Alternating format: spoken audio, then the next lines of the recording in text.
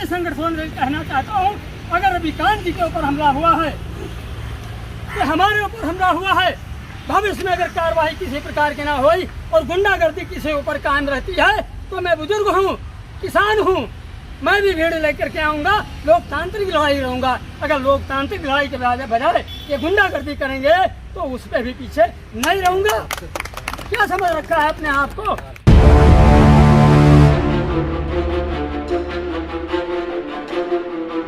लखनऊ विश्वविद्यालय के कैंपस में रविकांत जी पर जाति सूचक शब्दों का इस्तेमाल हुआ, गाली गलौज किया गया, उनका दरवाजा तोड़ने का प्रयास किया गया, मारने का प्रयास किया गया। तो पुलिस प्रशासन से, उत्तर प्रदेश के मुख्यमंत्री से और लखनऊ विश्वविद्यालय प्रशासन से मांग करता हूं कि अखिल भारतीय विद्यार्थी परिषद की प्रोफेसर रविकांत के साथ भद्दगई किया है, उन पर भी FIR दर्ज होना चाहिए। अन्यथा यह पिछड़े दलित वंचित समाज जो है कि अपने मान सम्मान अधिकार की, लोकतंत्र और संविधान की रक्षा में अब लाठी डंडे से और मुकदमे से डरने वाला नहीं है। वोट लेने का होता है तो हिंदू बता करके हमसे वोट लेते हो, और जब हमारे ऊपर अत्याचार और अन्याय होता है तो आप चुप बैठते हो। मैं उनसे भी कहूँगा कि आप आइए और हम विधानसभा के सामने प्रदर्शन करेंगे।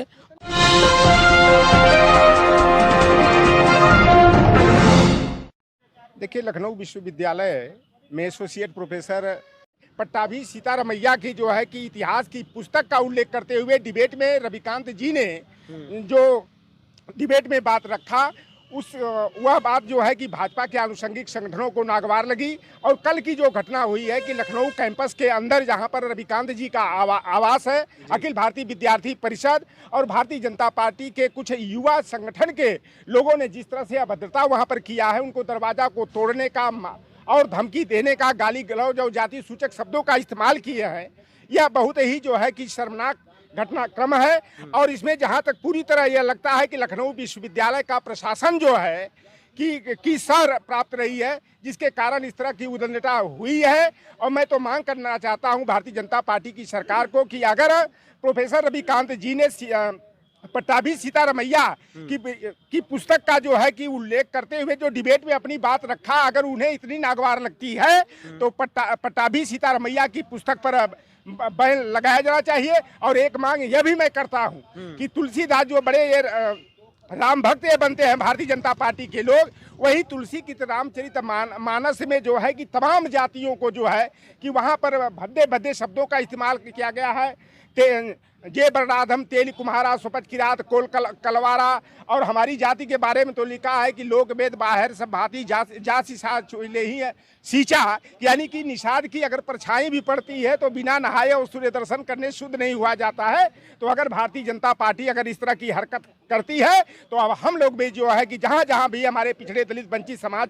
के अपमान में जो बातें लिखी गई है, उन पुस्तकों को हम लोग खुलेआम अब जो है कि जलाने का काम करेंगे। लड़ाई होगी तो आमने सामने की होगी, अब छिप करके भी नहीं होगी।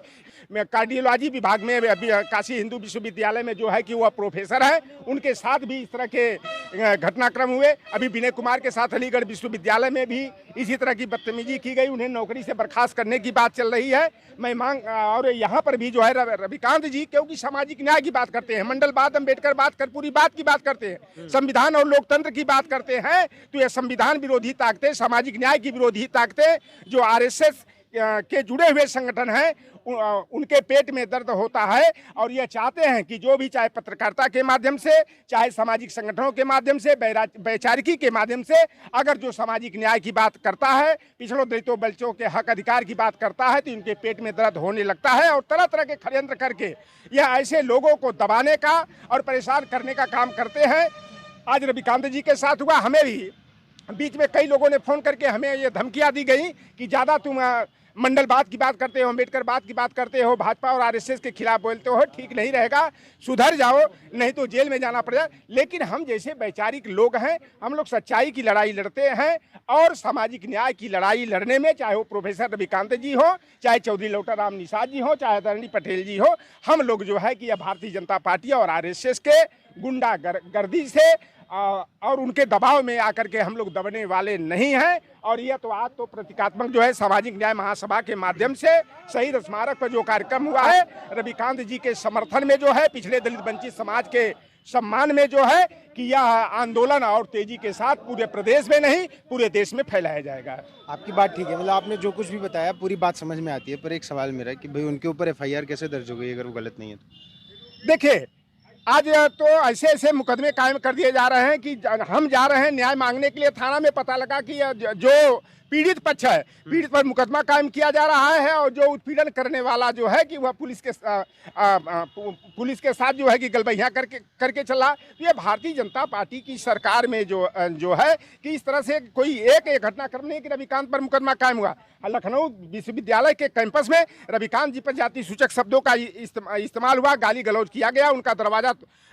तोड़ने का प्रयास किया गया, मारने का प्रयास किया गया। मैं तो पुलिस प्रशासन से, उत्तर प्रदेश के मुख्यमंत्री से और लखनऊ विश्वविद्यालय प्रशासन से मांग करता हूं कि अखिल भारतीय विद्यार्थी परिषद या जो भी छात्र संगठन ने जो है कि प्रोफेसर रविकांत के साथ भद्दगई किया है उन पर भी FIR दर्ज होना चाहिए। अन्यथा यह पिछड़े दलित वंचित समाज जो है कि अपने मान सम्मान अधिकार की, लोकतंत्र और संविधान की रक्षा में अब लाठी डंडे से और मुकदमे से डरने वाला नहीं है। अगर ऐसा रविकांत जी ने डिबेट में जो बात कहा, अगर इतनी उन्हें नागवार लगती है तो पट्टाभी सीतारमैया की लिखी हुई पुस्तक पर पहले बैन लगाओ, और नहीं तो जो बात इतिहास में पढ़ाई जाती है उस बात को तो हम लोग कहेंगे, चाहे इसके लिए चाहे किसी भी हद तक गुजरना पड़े। ठीक है, अगर प्रशासन कार्रवाई नहीं करता है तो क्या करेंगे आप? देखिए, आज सभी सामाजिक संगठन यहाँ प्रदर्शन में आए हैं और सरकार और पुलिस प्रशासन कार्रवाई नहीं करती। प्रोफेसर साहब की दी हुई तहरीर पे मुकदमा कायम नहीं किया जाता, तो हम लोग विधानसभा के सामने सभी सामाजिक संगठन और हम राजनीतिक दलों को भी आह्वान करेंगे कि जिस तरीके से मतलब कि टारगेट किया जा रहा है SC OBC के लिए, तो आपकी राजनीतिक पार्टियां किस काम की हैं? वोट लेने का होता है तो हिंदू बता करके हमसे वोट लेते हो, और जब हमारे ऊपर अत्याचार और अन्याय होता है तो आप चुप बैठते हो। मैं उनसे भी कहूँगा कि आप आइए और हम विधानसभा के सामने प्रदर्शन करेंगे और प्रदर्शन करके योगी सरकार को सबक सिखाएंगे और हम हर एक तरीके से संघर्ष करने के लिए तैयार हैं। तो मतलब आप लोग ये जो लड़ाई है आपकी ये सड़क तक ले जाएंगे? बिल्कुल सड़क तक ले जाएंगे और यहाँ तक विधानसभा के सामने भी हम प्रदर्शन करके और इसको जो है करेगा, वह विधानसभा और संसद में भी उस लड़ाई को आगे बढ़ाने का काम करेगा। और ऐसे तमाम जनप्रतिनिधि जो है कि हम लोगों के संपर्क में है कि इस तरह से जो पिछड़े दलितों पर और पिछड़े दलित वंचित वर्ग के पत्रकारों के ऊपर, विचारकों के ऊपर अगर इस तरह से जो है कि भारतीय जनता पार्टी की सरकारें गुंडागर्दी कर रही हैं तो वह संसद और विधानसभा में भी हम लोगों की आवाज लड़ाएंगे और यह लड़ाई सड़क से लेकर के अब संसद और विधानसभा तक भी जाएगी। इस पूरी चर्चा में दो नाम जो बार बार आ रहे थे, एक पट्टाभी सीतारमैया और दूसरा नाम प्रोफेसर रविकांत चंदन। ये दोनों ऐसे व्यक्ति हैं, एक इतिहास की वजह से चर्चा में है, एक जो वर्तमान की वजह से चर्चा में है। गलती बस इतनी की है उन्होंने कि जो इतिहास पढ़ाया जाता है उसको उन्होंने अपनी आवाज़ में एक YouTube वीडियो में कोट कर दिया। मात्र इतना उनका गुनाह है जिसकी वजह से उनको जाति सूचक गालियाँ दी गई, उन पे हमले की कोशिश की गई, जिसके चलते ये सारे लोग यहाँ इकट्ठा है। इनका कहना है कि जब तक उनके साथ न्याय नहीं होगा तब तक ये लड़ाई चलती रहेगी। बने रहिए नेशनल जनमत के साथ, हम आपको आगे ऐसे इस तरीके के जितने भी मुद्दे आपके हैं वो दिखाते रहेंगे। धन्यवाद।